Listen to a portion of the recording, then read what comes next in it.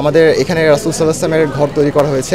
ওনার ঘর দেখতে যেরকম ছিল একদম অনুরূপ একটা আকৃতিতে এখানে তৈরি করা হয়েছে এবং কাবা শরীফের যেই সকল ইব্রাহিম আলাইহিস সালাম থেকে একদম শুরু করে কাবা শরীফের যে সকল রূপান্তরগুলো হয়েছে আমরা চেষ্টা করেছি যে প্রত্যেকটা এখানে তুলে ধরতে। আমাদের প্রফেটের হচ্ছে হাউস, দেন কাবা শরীফ, এগুলো দেখলাম আর কি।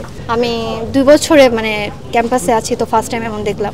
পৃথিবীর চাকচিক্যতা আমাদের হচ্ছে পরকালের জন্য তেমন একটা কিছু কাজ করবে না, তাই সাদামাটা জীবনই সবসময় জীবনযাপন করা উচিত, যাতে আমরা পরকালেও নিজেদেরকে সুন্দর মানুষ হিসেবে তুলে ধরতে পারি সৃষ্টিকর্তার সামনে। আমাদের কুরআন শরীফকে অবমাননা করেছে এখানকারই একজন স্টুডেন্ট, যেটা খুবই একটা কষ্টের একটা বিষয় আমাদের জন্য। বাট এটা থেকে যে আমরা এত সুন্দর একটা আয়োজন করতে পেরেছি, এটা আসলে অনেক বড় একটা অ্যাচিভমেন্ট হচ্ছে।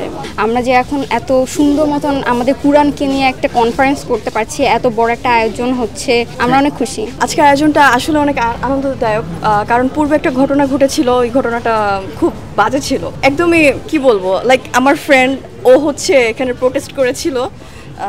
কাবা শরীফ কখনো দেখিনি, তো এটার একটা ইন্টারপ্রিটেশন করছে যে সুন্দর হয়েছে।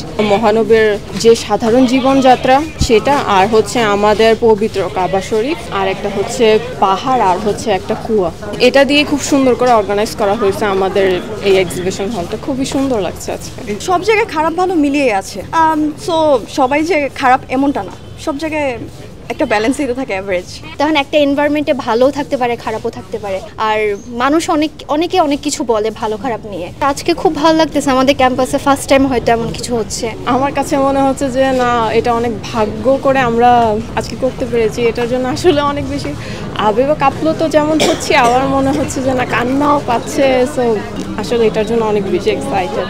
কুরআন নিয়ে কনফারেন্স হচ্ছে, এখানে স্কলার্সরা আসবেন, বিভিন্ন ধরনের লাইক সেশন হবে, and we are looking forward to it. আমাদের ভার্সিটি নিয়ে অনেক কন্ট্রোভার্সি আছে, কিন্তু আসলে আমরা যে এত কিছু করতে পারি সেটা তো হয়তো কেউ ভাবতে পারিনি, কিন্তু অনেকটা করেছি স্টুডেন্টরা। তার জন্য ভার্সিটি কর্তৃপক্ষকে অবশ্যই ধন্যবাদ যে তারা এটার জন্য অনুমতি দিয়েছে। আর অবশ্যই আমি চাবো যে এটা প্রত্যেক বছর অর্গানাইজ করা হোক। আজকে আমাদের ইউনিভার্সিটিতে এই আয়োজনটা খুব ভালো লাগছে, এরকম আরও আয়োজন আমাদের ভার্সিটিতে প্রতিনিয়ত হোক, এটাই চাই আমরা। বিশ্ববিদ্যালয় যেটা হয়ে গিয়েছে এটা একটা অনাকাঙ্ক্ষিত ঘটনা, আমরা সবাই জানি। সো আমরা যখন ডিসি স্যারের সাথে পরামর্শ করছিলাম যে স্যার আমরা হচ্ছে একটা কনফারেন্স আয়োজন করতে চাচ্ছি, আমরা একজন গেস্টের কথা স্যারকে বলেছিলাম। তো স্যার আমাদেরকে বলছে যে তোমাদের যেই কয়জন গেস্টের প্রয়োজন হয় তোমরা আনো, এবং আমরা অডির কথা বলেছিলাম। স্যার বলছে আমি অডি না, আমি তোমাদের জন্য ফুল প্লাজা এরিয়া মুক্ত করে দিচ্ছি। তো আমাদের ভাগ্য যে এটা আমরা অর্গানাইজ করতে পেরেছি, আর আজকে যে এক্সিবিশন হচ্ছে সেখানে কনফারেন্সও হবে, তো ওইটার জন্য আরও আলহামদুলিল্লাহ যে আমাদের ভার্সিটি এটাকে অর্গানাইজ করতে পারছি। স্টুডেন্টরা আরও বেশি কিছু জানতে পারবে, শিখতে পারবে। নর্থ সাউথে ফর দ্য ফার্স্ট টাইম এইরকম একটা এক্সিবিশন হচ্ছে এবং কোরআন কনফারেন্স হচ্ছে এবং দেশ বর্ণ সকল আলেমুল আমরা আসছেন।